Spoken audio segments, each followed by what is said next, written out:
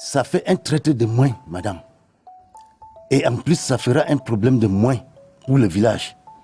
J'allais oublier.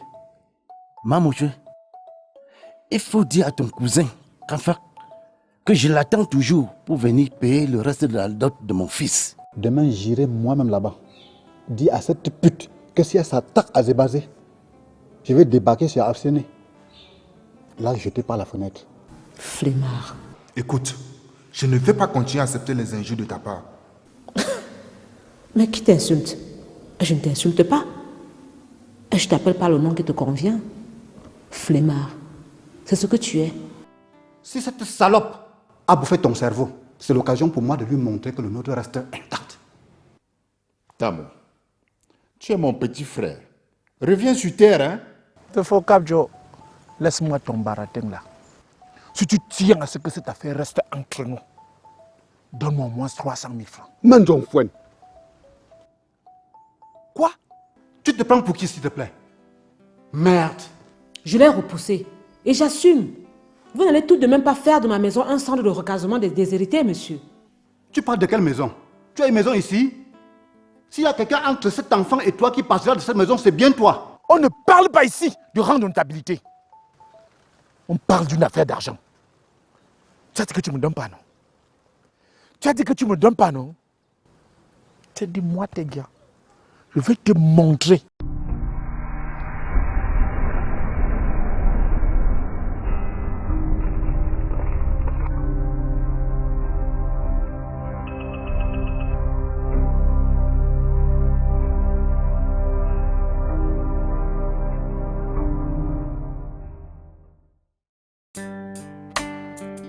Respectons la dernière volonté.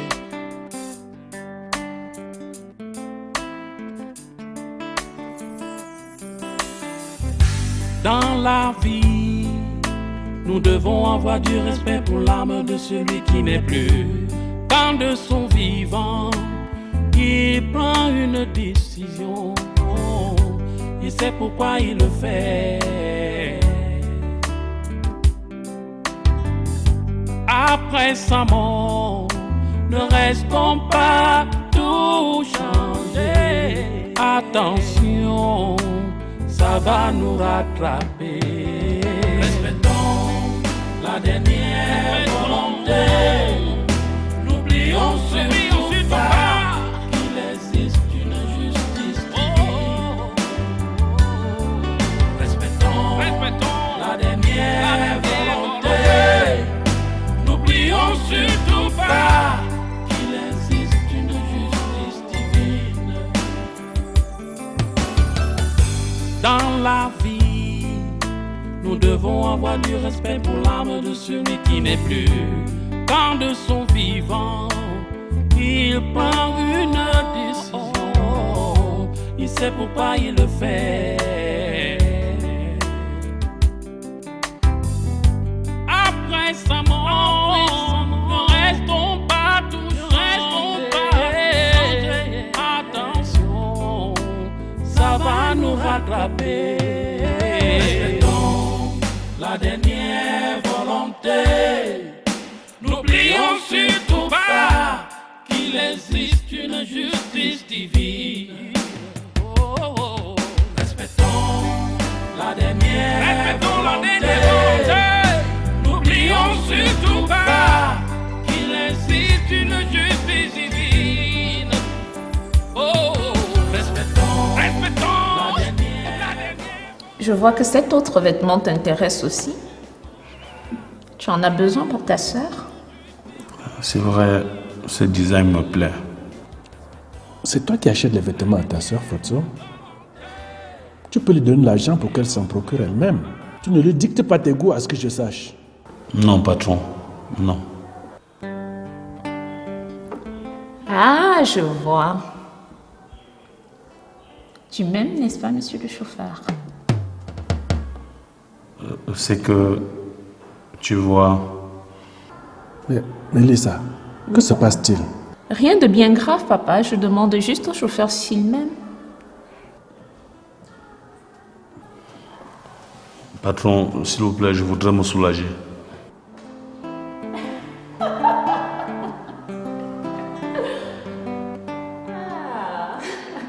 Bonne. Depuis quand tu as fait de cette maison un lieu où chacun peut débarquer de je ne sais où pour s'y installer? On dirait un bordel. Ce que tu appelles chacun là, madame, c'est mon petit frère. Je me fous royalement de qui ça peut bien être. Il n'y a plus suffisamment de place dans cette maison pour héberger les intrus. Il n'y a plus quoi? Il va partager la chambre de Syriac. Non, ça jamais. Je suis la seule à savoir quelle éducation je donne à mon fils. Hein?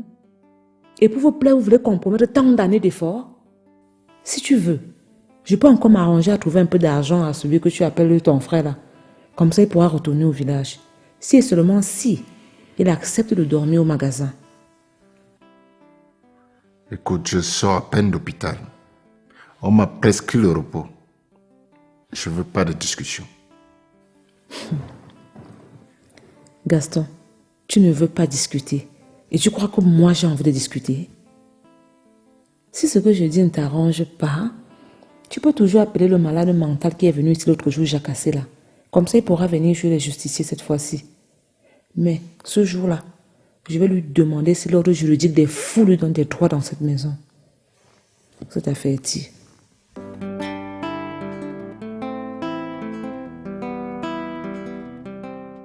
Mais gars, c'est comment? Ça va?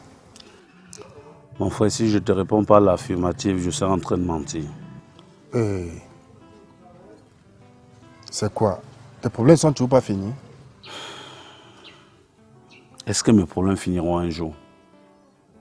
Mon problème majeur actuellement, c'est Mélissa, la fille du boss. Elle t'a pas toujours pardonné? Si. Elle m'a pardonné. Mais je me demande si l'amour qui m'a hante peut s'effacer derrière un pardon.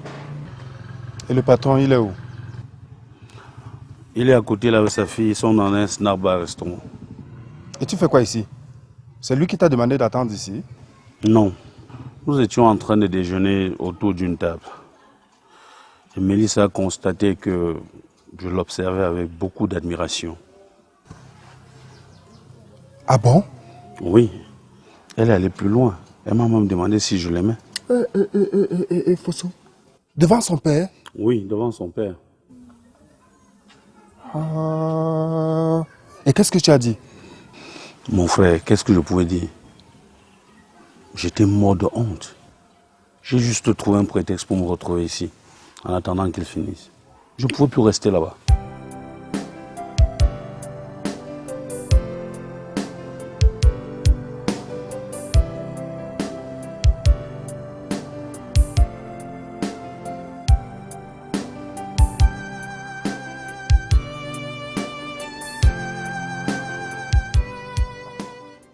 Où est l'argent qu'on t'a donné de me remettre? Quel argent? Qui m'a donné l'argent? Quand tu partais du village, ma belle-mère t'a remis de l'argent pour que tu me remettes, que je commence mon petit commerce. Où est cet argent? Oui, je me rappelle. C'est vrai, je vais te donner. Il n'y a pas de problème. Tamo, tu as besoin que je remplisse quelle formalité particulière pour que tu me remettes un paquet qu'on t'a confié pour moi? Mais j'ai dit que je vais te remettre, non? Je n'ai pas l'argent sur moi maintenant, je vais te donner. Dis-moi que tu as mangé cet argent. Dis-moi que tu as noyé cet argent dans l'alcool. Tamo, je t'ai fait quoi? Pourquoi tu me menaces comme ça? Tu n'as pas honte, Tamo. Qu'est-ce que je t'ai fait? Pourquoi tu me menaces comme ça? Ouais, dis donc, cesse aussi de me crier dessus. J'ai dit que je vais te donner, non? C'est le prétexte que tu veux utiliser pour confisquer mon argent. Remets-moi mon argent maintenant. Voilà. J'ai dit que je vais te donner, donc il n'y a pas de problème. Tu reviens donc à ce que je te dis. On est maintenant de plein accord. Ça va?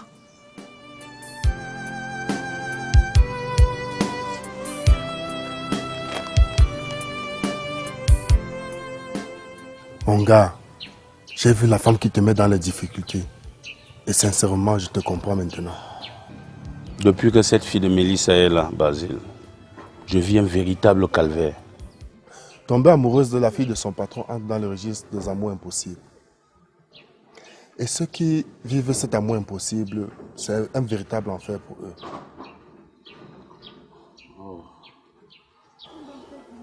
Je me demande pourquoi c'est à moi que ça arrive. Hein? C'est comme une véritable malédiction. Mon frère, Ce sont les problèmes d'hommes. Et nous devons les affronter courageusement. Moi-même qui te parle là, ma vie n'est pas du tout de repos. Qu'est-ce qui agite ta vie? Tu te souviens, j'avais parlé d'une fille que j'avais enceintée à l'époque quand j'étais dans le sud. Non. Je n'ai pas souvenance que tu m'as parlé d'une histoire du genre. En effet, j'avais enceinté une fille à l'époque, Fotso, quand j'étais en première. Ses parents m'avaient fait une guerre sans merci et avaient tout fait pour me tenir à l'écart de la fille et de l'enfant. Sous le prétexte que j'étais un belobolobo. C'est quoi un belobolobo? Un étranger, un halogène, quelqu'un qui n'est pas de leur tribu. Bassi, raconte. Ton histoire semble être très intéressante. J'avais perdu les traces de la fille et de l'enfant depuis. Mais tout récemment, j'ai tout fait pour avoir le numéro de la fille. Et tu l'as appelée? Bien sûr. Fausto, je l'ai même rencontrée. Mais c'est de peu si elle n'a pas craché sur moi, Fausto. Cette fille m'a traité comme une ordure. Alors là, elle va te faire ça très dur. Je suis sûr qu'elle va tout faire pour que tu ne récupères pas ton enfant. Elle va te mettre les bâtons dans les roues par tous les moyens. Ça, j'en suis conscient. Et je suis prêt à tout pour retrouver mon fils. D'ailleurs, l'autre jour, je l'ai filé jusqu'à son domicile. Donc, je sais déjà où elle habite. Ah, là, c'est un atout. Mais dis-moi, est-ce que ta femme de la maison est au courant que tu as fait un enfant avant le mariage? Tout à fait, Fosso. Moi, je ne cache rien à ma femme. Avant même qu'on se marie, elle était au courant. Oh, là, c'est bon, mon frère. Tout ce que je peux te souhaiter, c'est bon courage et bonne chance. Merci, mon frère. J'en ai vraiment besoin. D'accord. Il faut que je retourne là. Brigitte! Brigitte! Oui, madame O. Trouve-moi un verre d'eau. Et va aussi aménager un endroit à la cuisine pour le monsieur qui vient d'arriver là. D'accord, madame. Mais, madame O, c'est là qu'il va placer ses effets. Brigitte, c'est quoi ton problème? En quoi cela te concerne? Il va y dormir, Brigitte. Ça te va maintenant? Oui, madame O. Où est Syriac? Il est dans la chambre, madame O. Et il a même l'air malade. Qu'est-ce qu'il a encore, ce garçon? C'est quoi? Rentre à la cuisine. Et au passage, appelle-le-moi. D'accord, madame.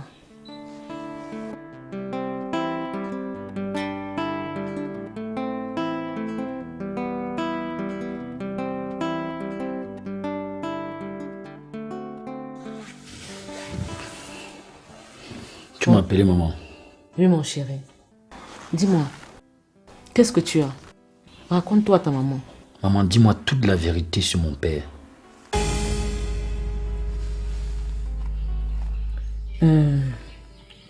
Mon chéri, tu vois, le truc c'est que le moment n'est pas très indiqué, quoi.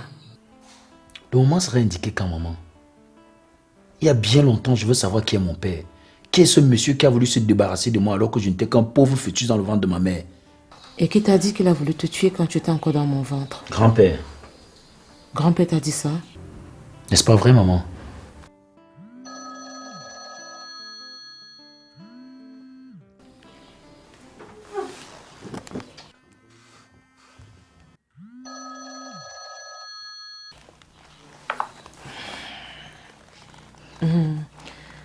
Oui, c'est vrai. Mais je ne sais ni où il est en ce moment, ni ce qu'il est devenu. Où qu'il se trouve, je le retrouverai, maman. Oui, je le retrouverai.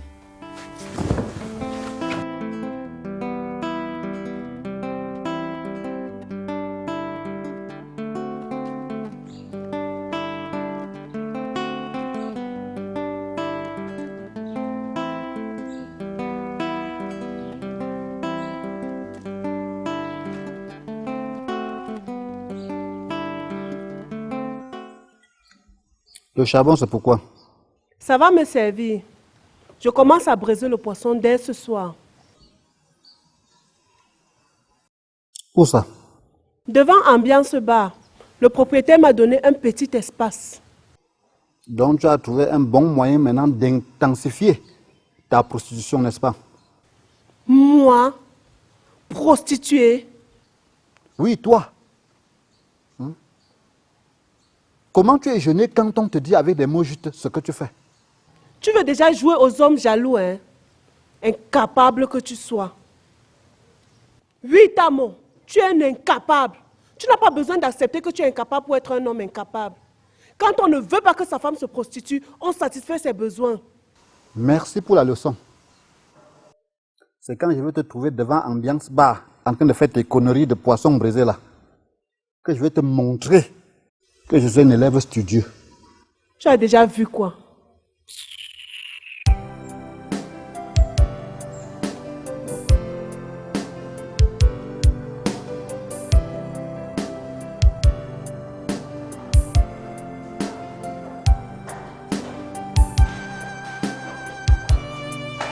Gaston, où vas-tu avec ma littérée? Je te rappelle que cette littérée m'a coûté trop cher. Si tu aimes ton petit frère comme tu veux me le montrer là, ben trouve-lui autre chose pour habiller l'endroit sur lequel il dort. Ce n'est pas pour mon petit frère, madame. C'est pour moi-même. Parce que si le magasin peut être un endroit confortable pour le sommeil de mon petit frère, cela peut l'être aussi pour moi. Qu'est-ce que tu dis? Tu as bien entendu. Parce que j'ai refusé d'avaler les bêtises que m'impose ta famille, tu choisis d'abandonner le lit conjugal, c'est ça? Allez, pense et dis ce que tu veux. Gaston, tu me connais, non? Tu sais qu'on ne me fait pas chanter, non? Et tu fais tes bêtises comme tu es en train de faire là, et tu reviens dormir dans ce lit. Je vais me moquer de toi jusqu'à... Et puis quoi? Tu n'as fait que ça depuis que tu es dans cette maison. Te moquer de moi. Ça va? Il va donc dormir avec ton petit frère. Je veux que ça dure.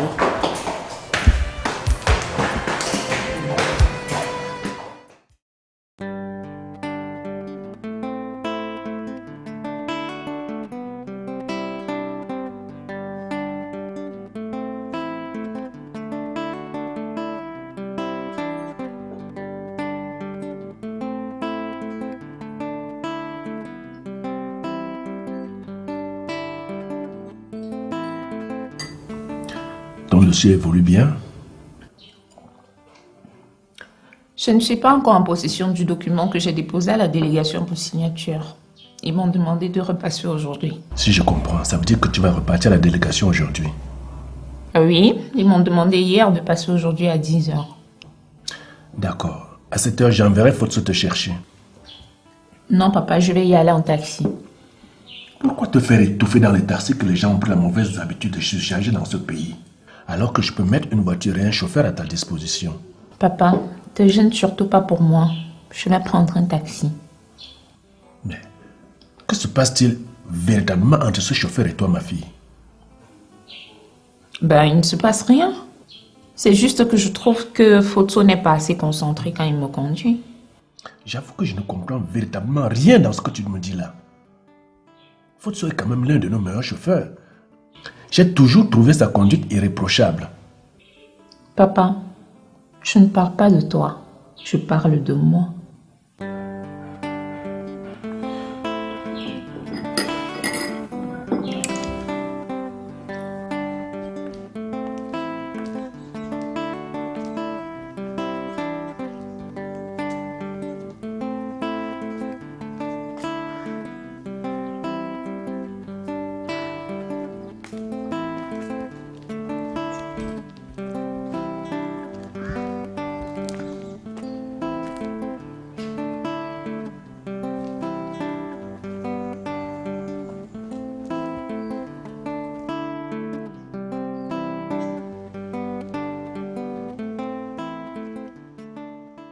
Bonjour, papa.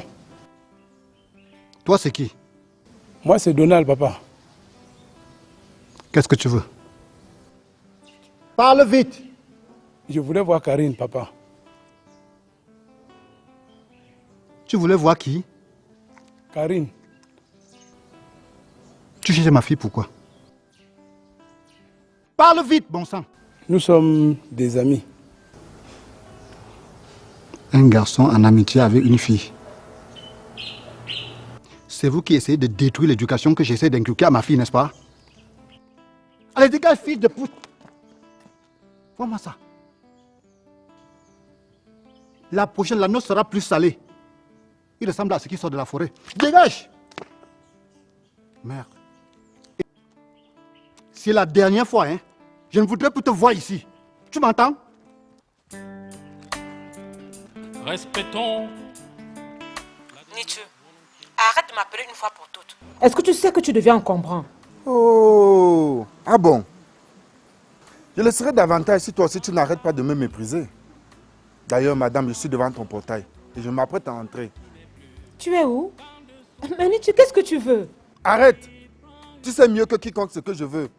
Mais comme tu as décidé à me faire la guerre, affûte bien tes armes, madame, parce que les miennes sont prêtes depuis.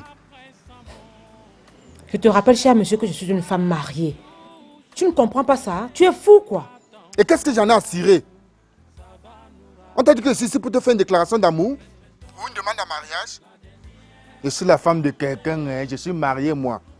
Je suis là pour mon fils, madame. Je veux mon fils. J'ai besoin de mon fils. Un point, c'est tout. Ok.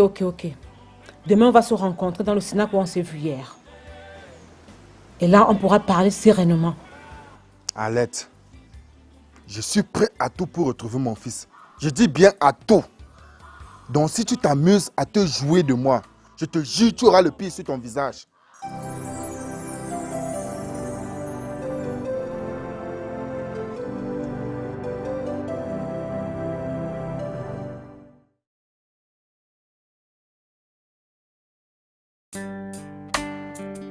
Respectons la dernière volonté.